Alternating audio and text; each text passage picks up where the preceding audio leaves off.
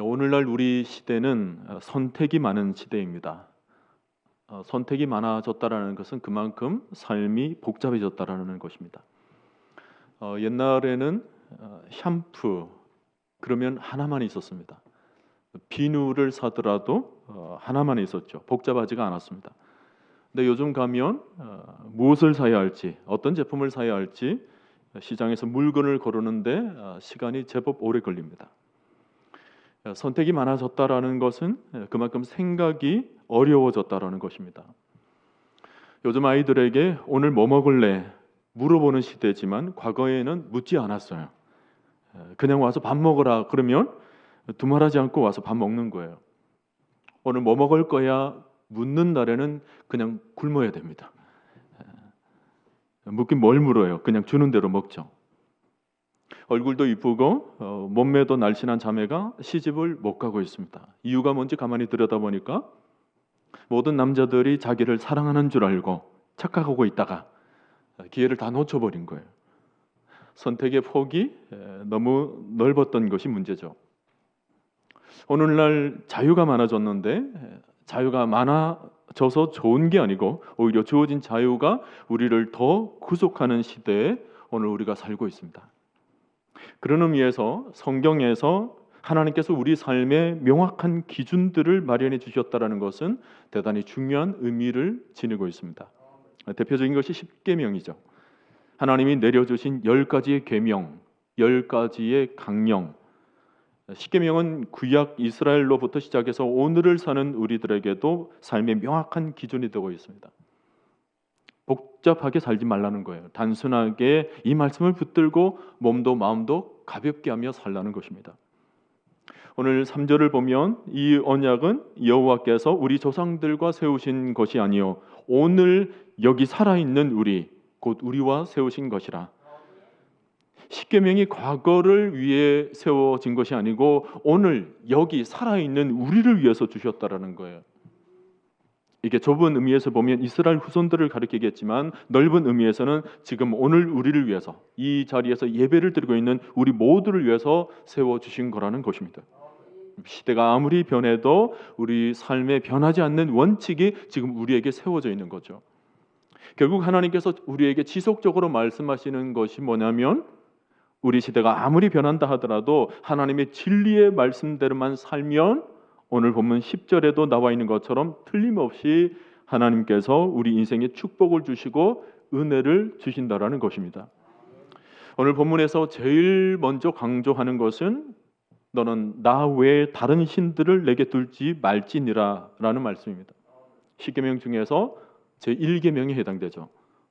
지금까지 이 말씀은 무신론자들이나 타 종교들에 대해서 굉장히 독선적인 것처럼 여겨졌던 말씀입니다.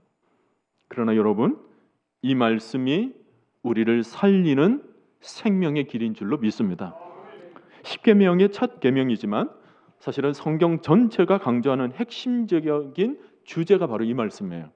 나 외에 다른 신을 두지 말라. 오직 하나님만을 섬기라.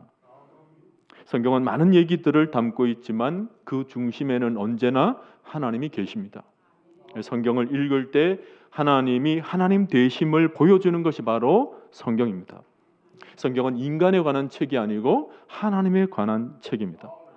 성경을 읽으면 읽을수록 하나님이 누구신지를 우리가 알게 되고 우리 인간은 하나님을 마땅히 섬겨야 할 존재로 살아가는 유일한 삶의 지침서가 바로 성경인 것입니다. 여러분, 하나님을 하나님으로 절대적인 창조주로 인정하지 않으면 그 다음에 모든 말씀은 의미가 없어지게 됩니다. 부모를 공경하라, 거짓 증거하지 마라, 살인하지 말라, 간음하지 말라, 이런 모든 것들이 하나님의 하나님 되심을 분명히 인정해 드릴 때 그 다음 모든 계명을 지킬 수가 있는 것입니다. 그래서 오늘 말씀은 우리 신앙의 출발과 같은 말씀입니다. 너는 나 외에 다른 신들을 두지 말라. 여기 나 외에는 이라는 말은 내 앞에서, 내 면전에서 그런 뜻도 포함되어 있습니다. 내 목전에서, 내 눈앞에서 다른 신을 두지 말라. 여러분, 주님의 눈앞이 어디입니까? 우리 하나님은 무소부지하신 분이십니다. 안 계신 곳이 없죠. 그러니까 이 세상 어디에서든지 하나님 외에 다른 신을 섬기면 안 된다라는 것입니다. 오늘날 세상에는 크게 두 가지 흐름이 있습니다. 바로 범신론과 무신론이에요. 무신론은 아예 신을 부정하는 것입니다. 신이 없다.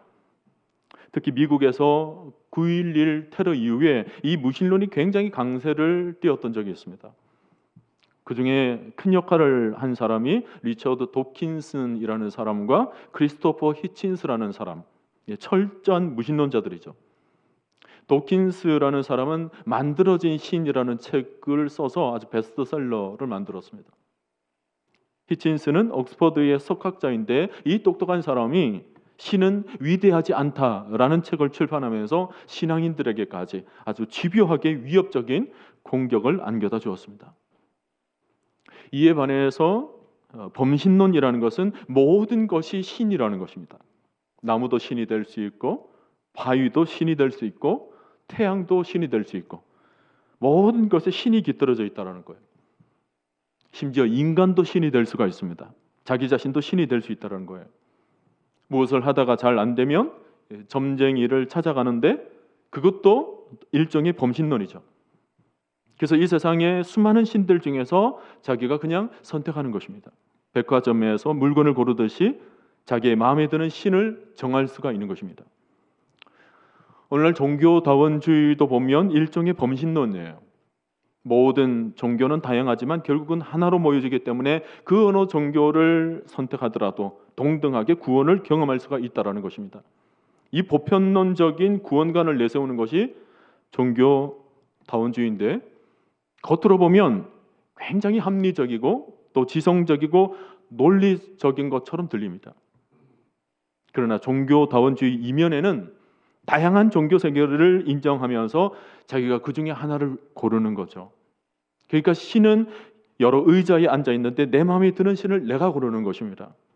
선택권이 나에게 있으니까 결국은 내가 신보다 우월한 위치에 있는 것입니다.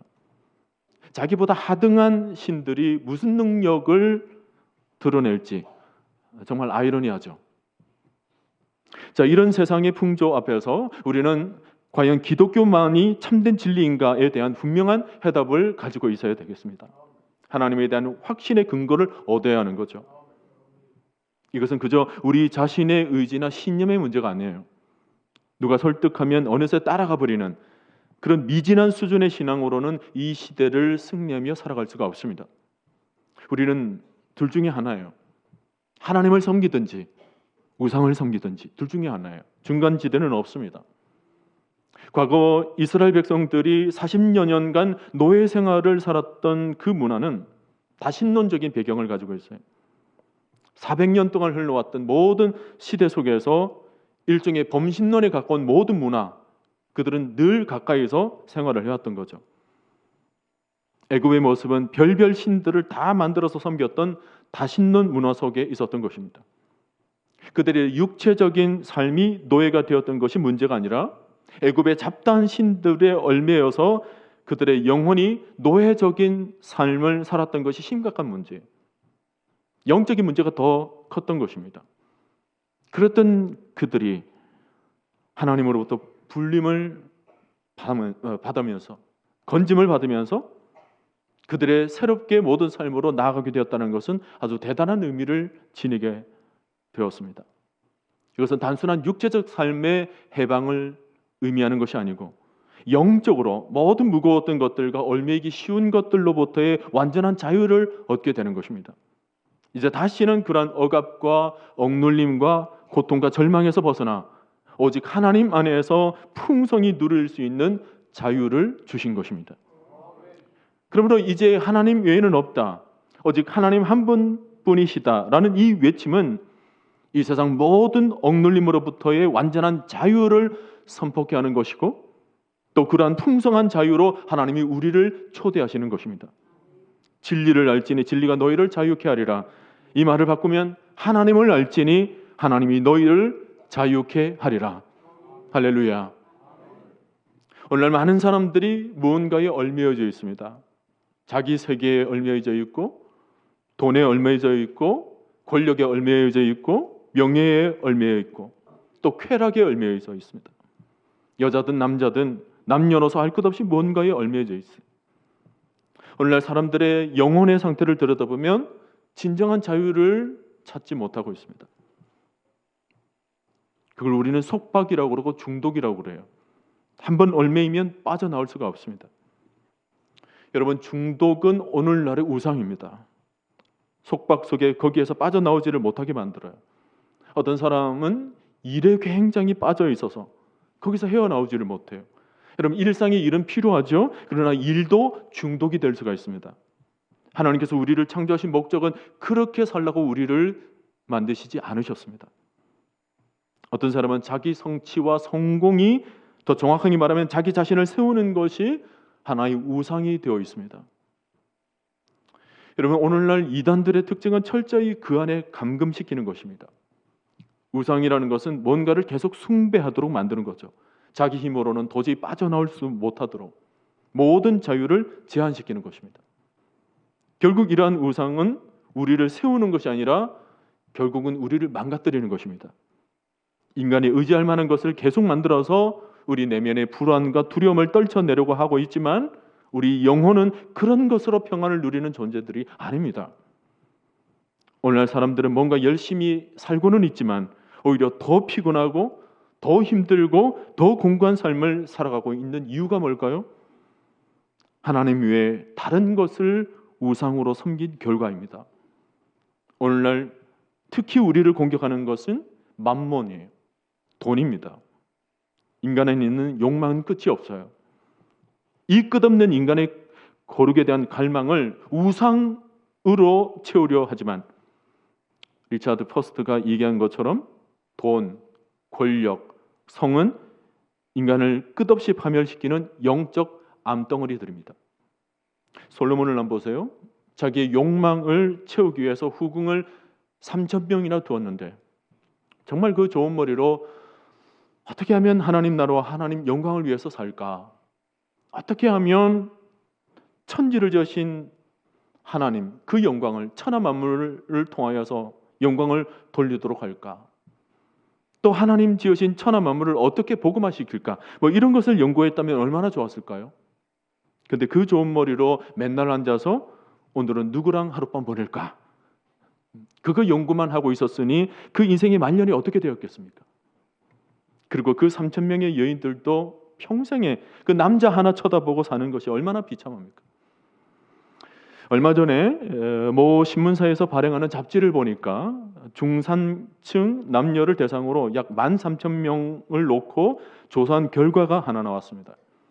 13,000명 남녀들에게 질문하기를 당신은 앞으로 인생을 어떻게 보내고 싶습니까? 라고 물었더니 많은 사람들이 즐기고 싶다라고 대답한 사람이 남자가 32.8%, 여자가 41.8%라는 거예요. 남자보다 여자들이 더 놀고 싶다라는 것입니다. 여러분, 13,000명 중에서 약 5,000명 내지 6,000명 정도 가까운 사람들이 즐기는 것이 인생 철학이라 한다면 여러분 한번 생각해 보세요. 우리 사회가 어떻게 될지. 완전히 모두가 다 바알을 섬기는 것입니다. 자, 여러분, 우리는 문화 속에 갇혀 살지만 문화 속에 종속되어서는 안 되겠습니다. 여러분, 우리 인간이 어떻게 살아가야 하는가라는 문제는 우리를 지으신 하나님에게서 그 해답을 찾아야 되는 것입니다. 우리 안에 영혼도 우리 영혼을 지으신 분을 섬길 때 참 평안을 얻게 되는 것입니다. 하나님은 오늘 선명하게 우리에게 말씀해 주십니다. 나 외에 다른 신을 섬기지 말라. 삶에 있어서 누구를 섬길 것인가? 이 문제보다 중요한 문제는 없습니다. 이 문제의 결론에 따라서 우리 인생의 질, 우리 인생의 방향이 달라지는 것입니다. 내가 소를 섬기겠다. 그러면 소가 모든 삶의 기준이 되는 것입니다. 소가 웅크리고 있으면 그 앞에 나도 웅크려야 되는 거예요. 소 수준 이상으로 올라갈 수가 없는 것입니다. 내가 돈을 섬기겠다. 그러면 모든 삶의 기준이 돈이 되는 것입니다. 내가 살아가는 이유, 내가 하루 종일 시간을 쓰는 이유, 사랑을 하든 결혼을 하든 사업을 하든 모든 것이 이 돈에 의해서 결정이 되는 것입니다. 우리가 누구를 섬길 것인가 라는 문제는 결국은 그 자체가 내 인생이 되는 거예요. 우상을 섬기는 자들은 하나같이 하나님에 대한 무지로 출발합니다. 동남아 같은 곳을 보면 하나님에 대한 무지가 삶을 어떻게 비참하게 만드는가 하는 것을 보면서 이 복음의 시급성을 느끼게 되는 것입니다. 우리가 다른 것은 몰라도 하나님에 대한 명확한 지식, 이해가 있어야 된다는 것입니다. 하나님에 대한 무지가 한 개인의 삶을, 더 나아가서 한 사회를, 또 한 국가의 역사를 망가뜨려 놓을 수도 있는 것입니다. 여러분 기억하세요. 우리 하나님은 천지를 지으신 창조주이십니다.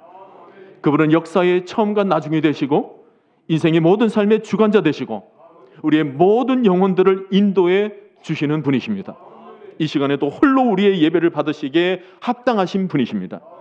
출애굽기에서 모세에게 하나님은 스스로 있는 자라고 말씀을 하십니다.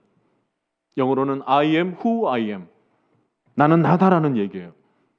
이 말은 누구에 의해서 존재하는 분이 아니라는 것입니다. 누구의 도움에 의해서, 누구에 의해서 만들어진 어떤 원인자가 따로 있는 것이 아니고 나는 영원 전부터 스스로 존재하고 지금도 스스로 존재하고 앞으로도 영원히 존재의 주권자가 되신다라는 것입니다. 로마서 11장 36절 이런 만물이 주에게서 나오고 주로 말미암고 주에게로 돌아갑니다. 오늘 우리의 모든 피조물들이 그로부터 그에 의해서 되어진 모든 존재의 근원이 되신다라는 것입니다. 그러니까 하나님보다 높으신 분이 없고 하나님보다 강하신 분이 없고 하나님은 완전하신 분으로서 그 어느 것과도 비교를 당하지 않으시는 분이시라는 것입니다. 창세기에서 처음 인간을 파멸시킨 것은 하나님과 같게 될 것이다 라고 하는 마음에서부터 출발했습니다. 그러나 인간은 하나님의 자리에 결코 놓여 있을 수가 없었어요. 인간은 하나님을 섬길 때 비로소 인간다워지는 것입니다. 로마서 1장에서 바울이 얘기한 것처럼 인간이 하나님을 모를 때 우리 마음이 허망하여져서 허무한 데까지 굴복을 한다라는 것입니다. 하나님을 하나님으로 인정해 드릴 때 인생의 길이 열리게 된다는 거예요. 하나님을 알지 못하면 우주의 고아가 되는 것입니다. 천하 만물이 하나님을 찬양하고 경배하고 있습니다. 모든 피조물들이 하나님을 찬양하고 있을 때 유독 인간만이 피조물의 위치를 떠나서 근본 없이 죽을 때까지 방황을 하고 결국은 뭐예요? 모든 것이 허물어 끝나게 된다는 거죠. 그래서 이스라엘은 이 완전하신 하나님을 절대적으로 섬길 것을 쉐마에 담고 암송을 했습니다. 신명기 6장 4절 5절 이스라엘아 들으라 우리 하나님 여호와는 오직 유일한 하나님이시니 너는 마음을 다하고 뜻을 다하고 힘을 다하여 내 하나님 여호와를 사랑하라. 매우 중요한 말씀이에요. 이스라엘 백성들은 매일 이 말씀을 적어놓고 외우는 것입니다. 여러분 이 말씀에서 강조하는 것이 뭐예요? 오직 유일하신 여호와 하나님을 섬기는데 너는 마음을 다하고 뜻을 다하고 힘을 다하여 내 하나님 여호와를 사랑하라라는 것입니다. 사랑의 관계, 마음을 나누는 이 관계적인 측면으로 다루고 있습니다. 예수님도 이 말씀을 그대로 동일하게 말씀을 하셨죠. 내 마음을 다하고 목숨을 다하고 뜻을 다하고 힘을 다하여 주 너의 하나님을 사랑하라. 우리가 정말 주목해야 될 말씀은 사랑해라, 사랑하라라는 것입니다. 그러니까 하나님의 계명이라는 것은 사랑이라는 관점에서 다루어야 된다는 것입니다. 하나님은 우리를 사랑하시고 우리와 사랑의 관계를 맺길 원하시고 또 그 사랑이 다른 사람들과 고스란히 연결되기를 원하시죠. 여러분 사랑이라는 것이 뭡니까? 사랑은 배타적이고 또 독점적입니다. 오직 하나님만을 사랑하라 그랬을 때 만이 중요합니다. 하나님만. 하나님도 사랑하고 다른 것도 사랑하고 그렇게 할 수 없다라는 거예요. 어떤 가정에 남편이 아내에게 너무 멋진 다이아몬드를 사주었다고 생각해 봅시다. 놀라운 것은 알고 보니까 아내에게만 사준 것이 아니에요. 2개를 사서 어떤 여자에게도 사준 것입니다. 자, 그러면 이 남편이 아내를 사랑하는 것입니까? 남편분들 대답해 보세요.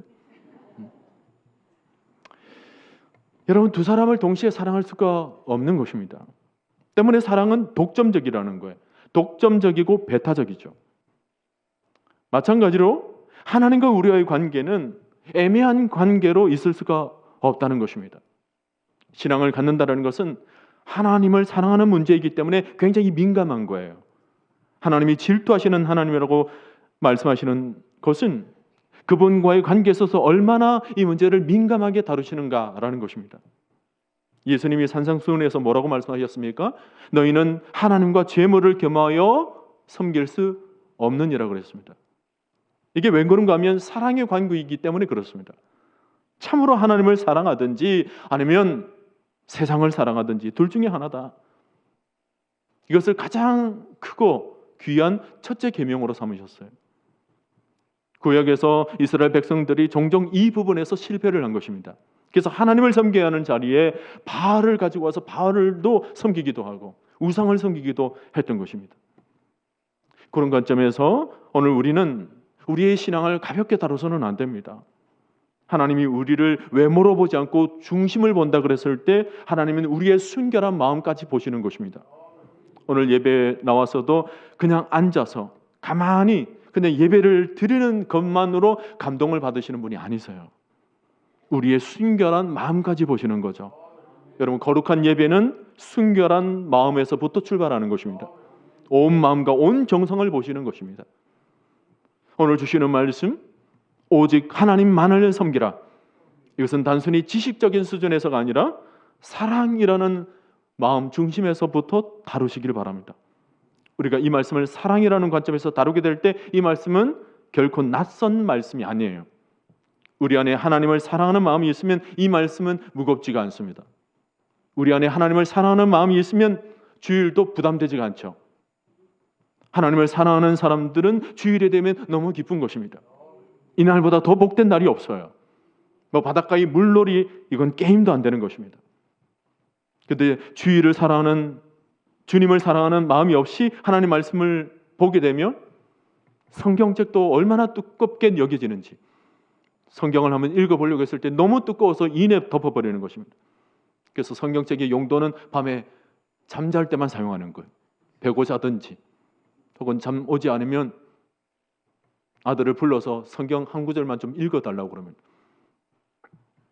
그렇게 오지 않던 잠이 성경 한 장만 읽으면 잠이 확 오는 거예요. 여러분, 성경은 하나님의 연애 편지입니다. 하나님이 우리를 이처럼 사랑하사 구구절절 그분의 사랑의 행위와 고백들이 담겨져 있죠. 그래서 시편의 시인은 꿀송이보다 더 달다 그랬습니다. 새벽 아침 일찍 일어나서 연애 편지를 펼쳐보듯이 고요한 시간에 편지를 펴서 읽어보면 그 애틋한 사랑의 말마디들을 느낄 수가 있는 거예요. 그분의 고백을 펼쳐보는 것입니다. 그 어떤 계명도, 그 어떤 율법도 사랑이라는 관점에서 보면 이게 부담이 아니라 황홀한 기쁨이죠. 나 외에 다른 신을 두지 말라.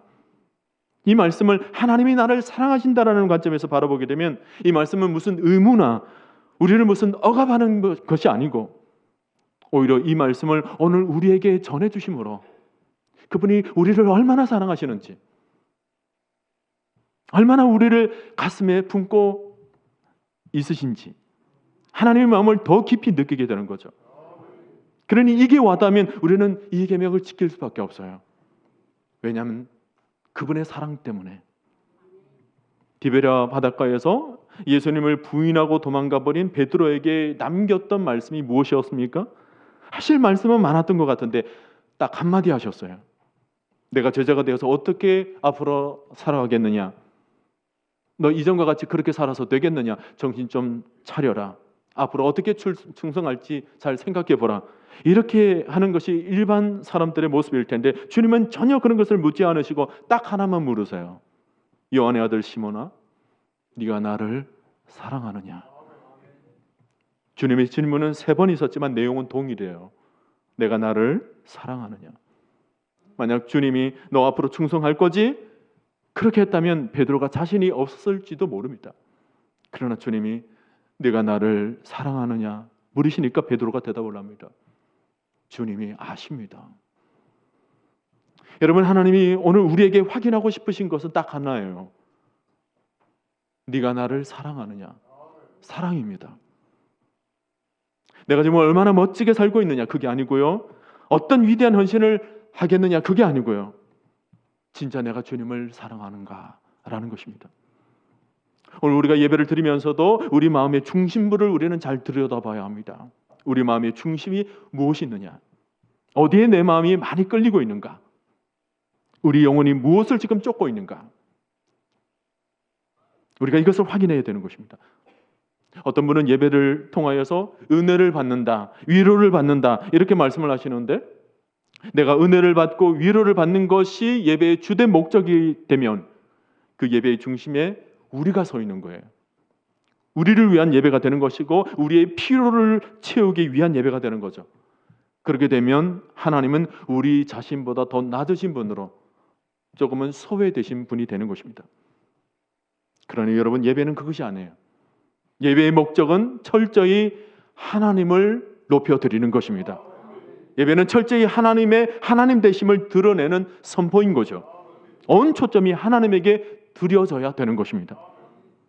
여러분, 우리는 우리의 주인이 누구신가? 여기에 우리 삶의 모든 방향이 결정되는 것입니다. 여러분, 미국을 한번 보세요. 미국이라는 나라는 처음에 신앙의 자유를 찾아서 하나님만을 잘 섬기기 위해서 세워진 나라였습니다. 퓨리탄들이 처음 메이플라워호를 타고 미국으로 건너갔을 때만 하더라도 모든 삶의 중심에는 하나님이 있었어요. 가장 먼저 교회를 세우고 그 다음 그들의 집을 세웠습니다. 어디를 가든지 교회부터 세웠어요. 그렇게 해서 미국은 하나님의 복을 받아서 전 세계 가장 강력한 경제적 부를 이루었지만 1963년 케네디 대통령이 공립학교에서 성경을 가르치지 못하게 하고 기도도 못하게 하면서 미국 역사의 운명이 바뀌게 되었습니다. 하나님의 하나님 되심을 인정해 드리지 않고 그들이 마음으로 하나님을 떠나게 되면서 뉴욕, 맨하튼, 부의 상징, 미국의 월드 트레이드 센터가 무너졌던 것은 결코 우연이 아닙니다. 이것은 미국 뉴욕 중심가에만 있었던 재앙이 아니었고 실은 미 전역의 모든 가정에서 생겨났던 재앙의 상징이었던 것입니다. 몰기지의 몰락이라는 거예요. 우리식으로 말하면 부동산의 몰락이 그 당시의 모든 가정들에게 다 일어났습니다. 그들의 모든 경제적인 힘들이 계속해서 무너지게 되었던 거예요. 지금 미국은 다시 하나님께로 돌아가자는 각성의 운동이 일어나고 있습니다. 미국의 남부의 바이블 벨트를 시작으로 텍사스, 플로리다주 이런 데서부터 출발해서 다시금 영적인 각성 운동이 일어나고 있어요. 지금까지 돈으로 모든 것을 움직여 왔던 모든 방향들을 다 내려놓고 전혀 믿을 수 없었던 그런 모든 것들 다 이제 내려놓고 유일하게 확실하게 붙잡을 수 있는 단 한 분, 하나님만을 섬기도록 그들은 지금 영적으로 새롭게 일어나고 있는 것입니다. 여러분, 지금까지 역사들을 보세요. 하나님을 가장 우선에 두고 하나님만을 섬기며 나아갔던 모든 개인, 모든 나라, 모든 민족 위에 하나님께서 흥왕케 만들어주시고 복을 안겨다 주셨던 것입니다. 그러니까 이 땅의 복을 지속적으로 유지할 수 있는 가장 큰 근본적인 비결은 오직 하나님만을 섬기는 것입니다. 하나님을 온전히 섬길 때 천대로 하나님께서 은혜를 베풀어 주신다 오늘 약속하고 계시는 것입니다. 여호수아는 이스라엘 백성들을 앞에 놓고 너희가 섬길 자를 오늘 택하라. 오직 나와 내 집은 여호와를 섬기겠노라. 여러분, 믿음은 선택입니다. 오늘 여러분 철저히 하나님만을 섬기시기를 바랍니다. 오늘 우리 시대는 목마르고 불만족이 가득한 삶이 계속 펼쳐지고 있지만 그 원인을 정확하게 아는 사람이 적어요. 하나님을 대신했던 우상들이 너무 많아진 것입니다. 하나님을 하나님으로 모셔드리지 않으면 그 순간부터 이 세상의 별것들이 신이 될 수가 있습니다. 하나님의 자리로 치고 들어오는 거죠. 지금 이 시대는 거짓 신들이 창궐한 시대입니다. 하나님 아닌 것들이 하나님 자리를 너무 탐하고 있는 거예요. 말세의 징조죠. 우리 삶에서 하나님을 가장 우선순위에 올려놓지 않으면 모든 것이 허물어지게 될 것입니다. 이 모습을 어느 화가가 그림을 그렸는데 마치 장남강 가가에서 무엇이든지 선택할 수 있었던 아이가 정작 자기 엄마를 잃어버린 모습이에요.